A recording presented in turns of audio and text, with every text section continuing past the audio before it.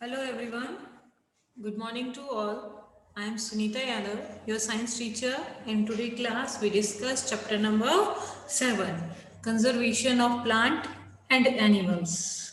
Okay. Related to this chapter, you also read in class 7th.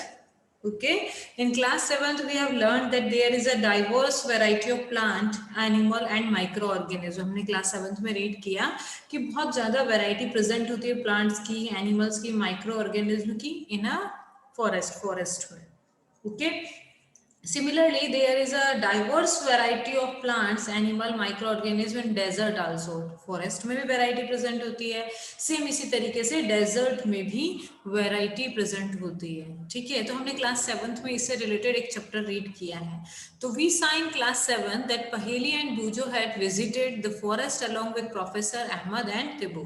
तो 7th class में जो पहेली थे अहमद और उनके साथ में एक फॉरेस्ट में घूमा था उन्होंने. They were eager to share the experience with their classmates. Other children in the class were also eager to share their experience. तो उन्होंने जो भी एक्सपीरियंस लिया, भाई एक जगह पर आप घूम के आते हो तो कितनी चीजें होती हैं एक्सप्लेन करने के लिए, सेम उसी तरीके से वो सब बहुत ईगर हो रहे थे कि अपने एक्सपीरियंसेस को शो करें. वहां जाने के बाद उन्हें कैसा लगा, उन्होंने क्या क्या चीजें देखी. As some of them has visited Bharatpur sanctuary. उनमें से कुछ लोग बच्चों ने क्या विजिट किया था, भरतपुर सेंचुरी विजिट किया था. आपने देखी भरतपुर सेंचुरी, आपने वर्ल्ड वाइल्ड लाइफ वहां पर बहुत ज्यादा है. साइबेरियन क्रेन्स जो होते हैं माइग्रेट करके बहुत काफी किलोमीटर माइग्रेट करते हैं और वहां पर आते हैं, है ना. तो आपने नाम जरूर सुना होगा, देखी नहीं होगी तो Bharatpur sanctuary. Some other had heard about. कुछ लोग काजीरंगा नेशनल पार्क जो है वहां पर गए थे, या लक्ष्य wild natural park, great Nicobar biosphere reserve and tiger reserve etcetera. तो इस तरीके की बहुत सारी सेंचुरीज, नेशनल पार्क, ठीक है, तो ये बने हुए होते हैं. तो यहाँ पर क्या चीजें होती हैं, इनकी रिक्वायरमेंट क्यों है, हम सब ये चीजें वन बाय वन रीड करेंगे. What is the purpose of making national park, wildlife sanctuary and biosphere reserve. देखिए, हम कोई भी चीज बनाते हैं तो उसका कोई ना कोई पर्पस तो होता है ना. तो ये national park, wildlife centuries and biosphere reserve जो हैं, ये इतने सारे नाम यहाँ पर दिए हैं, और भी होते हैं.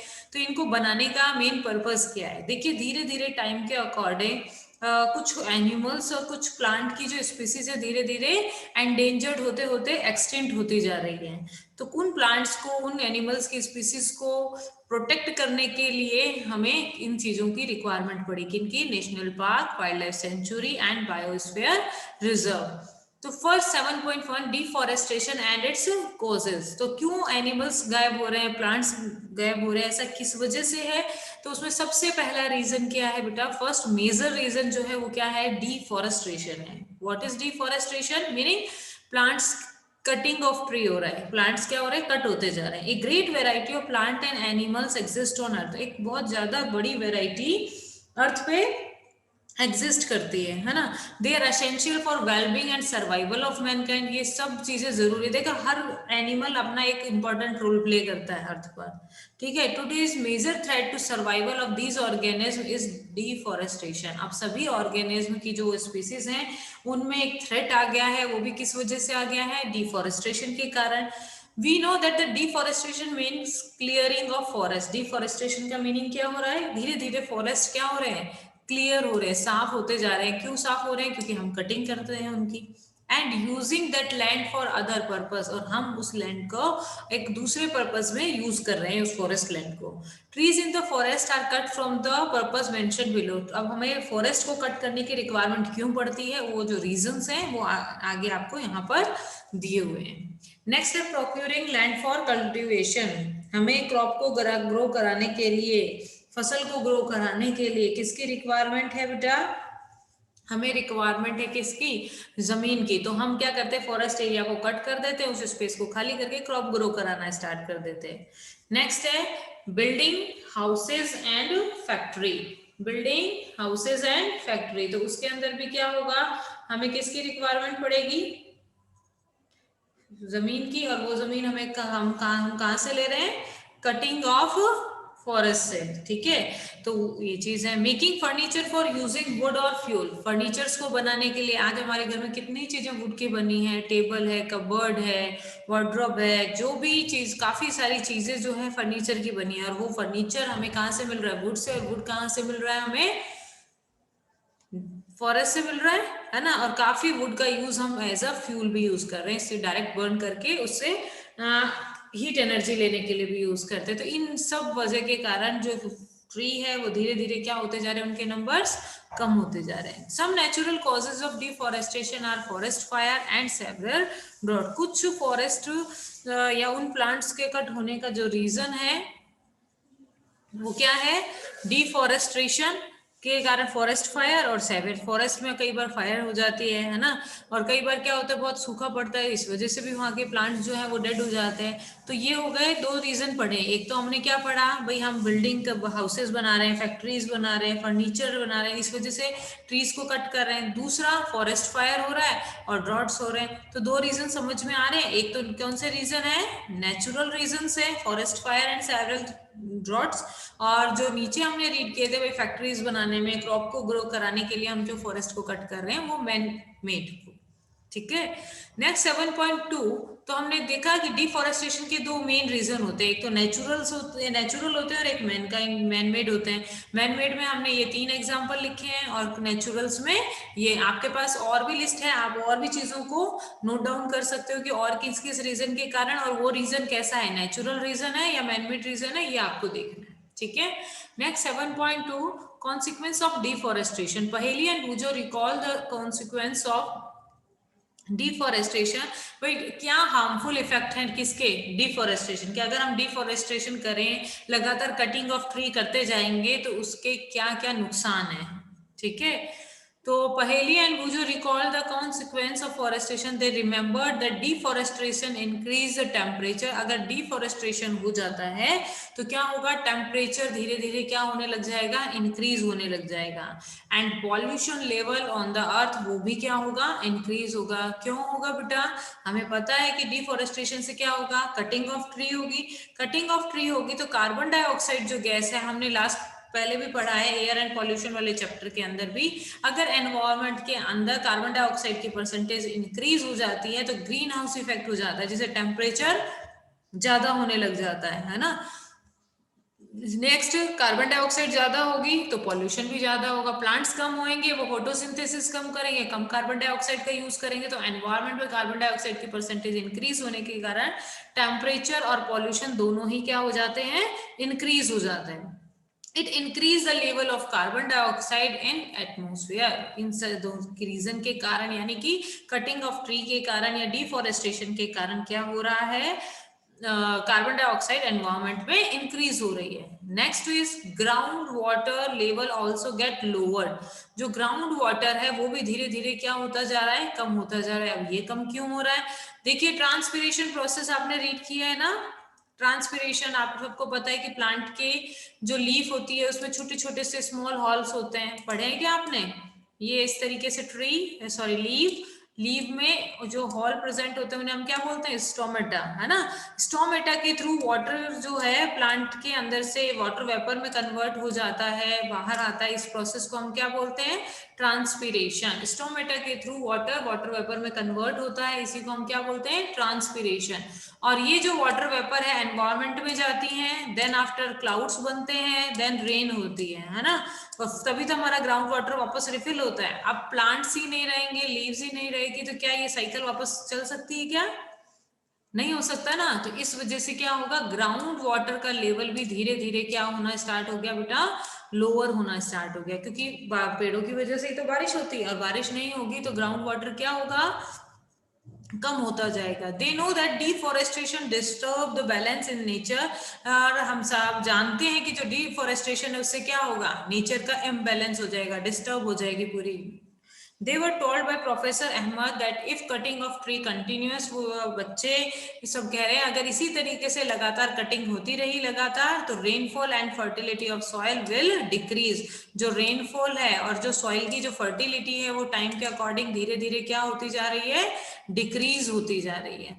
Moreover, there will be increased changes of natural calamities such as flood and drought, जिसकी वजह से फ्लड आने के चांसेस हैं, ड्रॉट होने के चांसेस इंक्रीज हो जाते हैं. How does deforestation reduce rainfall on the one hand and lead to flood on the other hand? Deforestation के कारण रेनफॉल रिड्यूस हो रही है, ओके, एक तरफ तो, और दूसरी तरफ फ्लड हो रहा है, ठीक है, क्योंकि एब्जॉर्बेशन खत्म हो जाता है ना सॉइल का, इस वजह से, ठीक है. तो सॉइल के ऊपर जो भी पानी होगा वो उसको प्रॉपर तरीके से एब्जॉर्ब ही नहीं कर पाती है.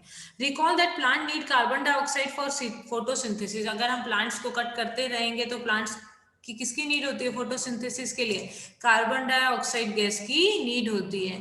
Fewer tree would mean less carbon dioxide will be used resulting in its. अगर कटिंग ऑफ ट्री लगातार चलता रहा तो क्या होगा? एट लास्ट धीरे धीरे कार्बन डाइऑक्साइड इंक्रीज होगी amount in the atmosphere, atmosphere के अंदर. This will lead to global warming, जिसके कारण ग्लोबल वार्मिंग हो जाएगी. As carbon dioxide trap the, क्यों होगी ग्लोबल वार्मिंग? जो हमारी कार्बन डाइऑक्साइड गैस होती है वो क्या करती है? सन से जितनी भी हीट आती है उसको एब्जॉर्ब कर लेती है, रिफ्लेक्ट नहीं करती है. तो कार्बन डाइऑक्साइड क्या करती है? जो भी हीट एनर्जी, हीट रेज आती है उनको ट्रैप कर लेती है, यानी एब्जॉर्ब कर लेती है, ठीक है. The increase in temperature on the earth disturb the water cycle. इसी तरीके से टेम्परेचर जो इंक्रीज होता जा रहा है वो वाटर साइकिल डिस्टर्ब भी हो रहा है. एंड में रिड्यूस रेनफॉल, और जिसकी वजह से रेनफॉल रिड्यूस हो रही है. दिस कुड कॉज ड्रॉट, जिसके कारण क्या हो रहा है? ड्रॉट हो रहा है. ड्रॉट मीन्स क्या हो गया? सूखा, पानी की क्या हो रही है यहाँ पर? कमी हो रही है, ठीक है. ग्लोबल वार्मिंग के कारण अपन पढ़ते हैं ना ग्लेशियर्स मेल्ट हो रहे हैं. तो कल एक आपने उत्तराखंड का वीडियो भी देखा होगा, उसमें भी ग्लेशियर्स क्या हो रहे हैं? मेल्ट हो रहे हैं. आपने वीडियो देखा होगा. तो ऐसी ऐसी सिचुएशंस हो जाती है जब पोल्यूशन इंक्रीज हो जाता है. तो deforestation is a major cause which lead to the change in soil property. Deforestation एक बहुत बड़ा रीजन है जिससे सॉइल की जो प्रॉपर्टी है वो क्या होती है? चेंज हो जाती है. Physical properties of the soil get affected by plantation and vegetation. जो फिजिकल प्रॉपर्टी है सॉइल की वो अफेक्टेशन होती है किस वजह से? प्लांटेशन से और वेजिटेशन से. कैसे होती है? देखिए, प्लांट जब भी हम सॉइल में ग्रो कराते हैं तो वो उस सॉइल को अपने अंदर बाइंड करके रखता है. प्लांट्स की रूट जो होती हैं वो सॉइल को बाइंड करके रखती हैं. अगर प्लांट्स ही नहीं होंगे तो थोड़ी बहुत रेनफॉल होगी, उसके साथ में सॉइल की जो अपर लेयर है, जो फर्टाइल लेयर होती है, वो बारिश के पानी के साथ में या कोई दूसरे पानी के साथ में बहकर आगे चली जाती है. तो जिससे सॉइल की प्रॉपर्टीज क्या होने स्टार्ट हो जाती हैं? चेंज होना स्टार्ट हो जाती हैं, ठीक है. Recall from how tree prevent soil erosion. कैसे सॉइल इरोजन क्या होता है? जो अपर लेयर है सॉइल की, जो फर्टाइल लेयर है सॉइल की, वो वाटर के साथ में ऊपर से हट जाना, उसको क्या बोलते हैं अपन? Soil erosion. तो पानी के बहाव के कारण चले जाते हैं, लेकिन प्लांट्स होते हैं तो वो तो क्या करते हैं? सॉइल को टाइटली पैक करके रखते हैं, ठीक है. अगर ट्रीज नहीं होंगे, ट्री कम हो जाएंगे तो धीरे धीरे सॉइल की जो अपर लेयर है वो चली जाएगी, तो सॉइल फर्टाइल नहीं रहेगी, तो उस पर प्लांट प्रॉपर ग्रो नहीं होंगे, तो धीरे धीरे ड्रॉट वाली सिचुएशन आ जाएगी. Fewer tree result in more soil. अगर पेड़ कम हो रहे हैं तो इसका मतलब सॉइल इरोजन क्या होगा? बढ़ेगा. Removal of the top layer of the soil expose the lower. ये आपकी सॉइल इरोजन की डेफिनेशन है, ओके. तो removal of top layer of the soil, जो टॉप लेयर है सॉइल की उसका रिमूवल हो जाए. एक्सपोज द लोअर, नीचे की जो लेयर है सॉइल की वो ऊपर की तरफ दिखना स्टार्ट हो जाए. हार्ड एंड रॉकी लेयर्स दिखना स्टार्ट हो जाती है, इसी को हम क्या बोलते हैं? सॉइल इरोजन बोलते हैं.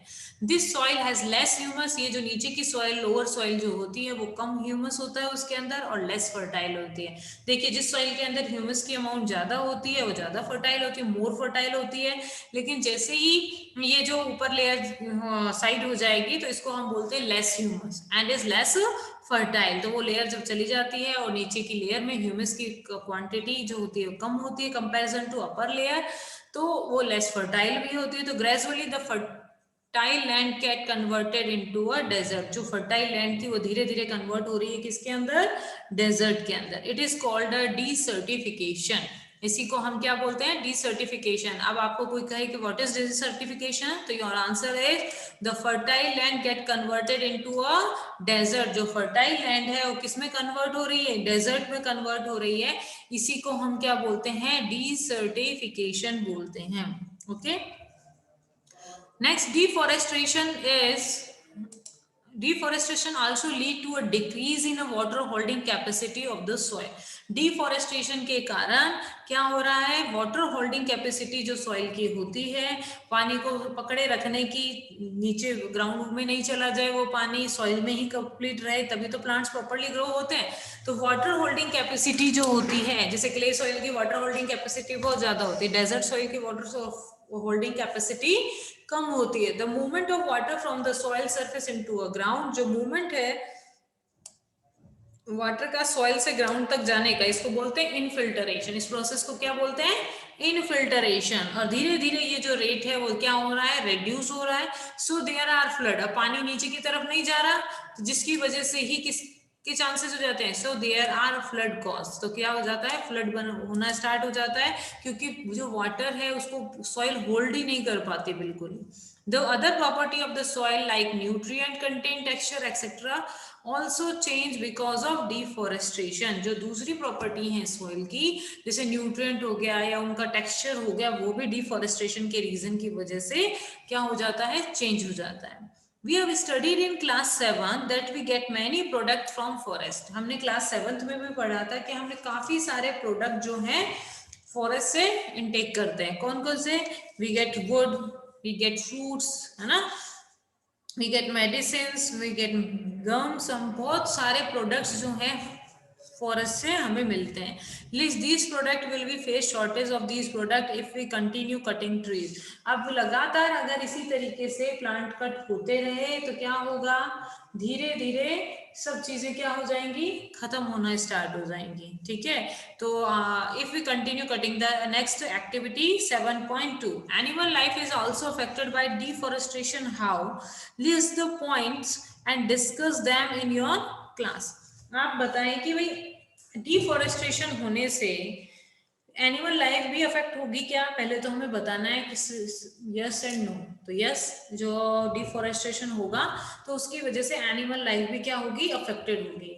How it is affected, affected कैसे होगी, देखिए बेसिक प्रॉपर्टी जो होती है वो हम उसको लेके चलते हैं। देखिए food is necessary and cloth is necessary and shelter is necessary, okay।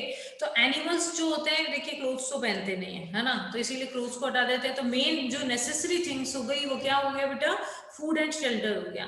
तो मोस्टली एनिमल्स प्लांट प्रोडक्ट्स को ईट करते तो वो डायरेक्टली डिपेंड है किसके ऊपर, प्लांट्स के। अब तो अगर प्लांट्स कम हो जाएंगे तो सही बात है कि काफी एनिमल्स का फूड सोर्स ही खत्म हो जाएगा। Okay, and second thing is shelter. Shelter is the most important need for animals. अगर डिफॉरेस्टेशन हो गया तो वो कहाँ पर रहेंगे, शेल्टर्स ही नहीं रहेंगे, प्रोटेक्टिव एरिया ही नहीं रहेंगे, तो उनके भी धीरे धीरे एक्सटिंक्ट होने के चांसेस कम हो जाएंगे। तो इसलिए ये रीजन है कि भाई डिफॉरेस्टेशन एक मेजर कॉज है किसका, एनिमल के भी एक्सटिंक्ट होने का। ओके, तो एनिमल्स डायरेक्टली डिपेंड करते हैं किस पे, फॉरेस्ट पे। ओके, तो इसीलिए वो भी अफेक्ट होते हैं क्योंकि उनको नीड होती है, किस चीज की नीड होती है बेटा, first one is food and second is shelter. Okay, next point is 7.3, conservation of forest and wild life. Conservation करना किसका, फॉरेस्ट का और वाइल्ड लाइफ का। Having become aware of the effect of deforestation, पहेली and बूजो are worried. वो कह रहे हैं कि उन्होंने इतने पॉइंट्स रीड कर लिए हैं तो कह रहे हैं कि हमें बिल्कुल अवेयर होना चाहिए किसके लिए, डिफॉरेस्टेशन के लिए, कि भाई हमें ऐसी चीजें नहीं करनी चाहिए। पहेली और बुजो आर वरीड, उनको चिंता भी हो रही है। They go to professor Ahmad and ask him to how forest and wildlife can be saved. तो अब उन दोनों बच्चों को चिंता हुई तो वो किसके पास गए, प्रोफेसर अहमद के पास गए और वहां पर उनसे पूछते हैं कि फॉरेस्ट और वाइल्ड लाइफ को कैसे, किन तरीके से हम क्या कर सकते हैं, सेव कर सकते हैं। Okay, next is biosphere. Biosphere क्या चीज है, चलिए ये टॉपिक करेंगे अपन, पहले थोड़ा सा नीचे वाला रीड कर लेते हैं। ठीक है, professor Ahmed organise a visit of biosphere reserve for Paheli. जो प्रोफेसर अहमद हैं, जब पहेली और बुजो ने उनसे पूछा बताइए भाई हम कैसे क्या कर रहे हैं कि भाई ये चीजें क्या हो जाए, बच जाए, हम इनको सेव कर पाए, डिफॉरेस्टेशन को रोक पाए, तो ऐसा क्या क्या हम कर सकते हैं।